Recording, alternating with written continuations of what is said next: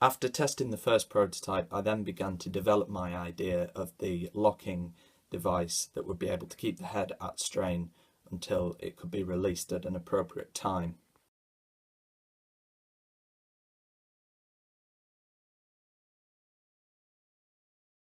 I started by drilling a small hole in the dowel that would be connected to the head. This is where the locking device would ultimately fit into. Then, once I'd done that, I drilled a hole in the side of the wood here that would connect to the large hole that the head would fit into. This is where the locking pin would be able to fit into and keep the head at strain. Then I developed my locking device by cutting off a small piece of copper wire.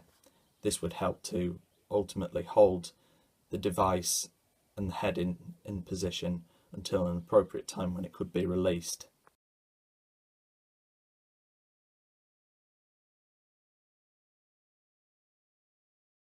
I followed the same method as last time by placing the spring into the hole. Then, using the head, I put that onto the spring, like so, and then I applied the locking pin which fits into the side hole on this piece of wood.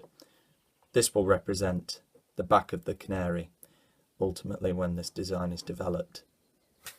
So as you can see, the head has been locked into position with the use of the locking pin.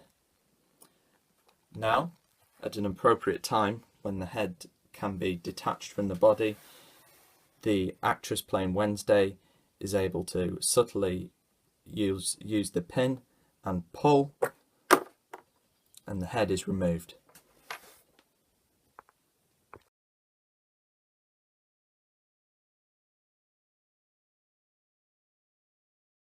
After testing this second prototype, I was even more pleased with the results and very satisfied, because the locking device was effective and held the head in position, and it produced a more satisfactory height that the head came out of, which I think that will be more humorous for the audience.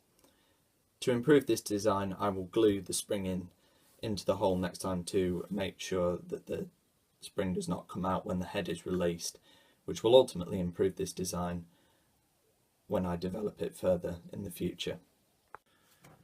I would also like to experiment more with the use of a larger and stronger spring, like the one here.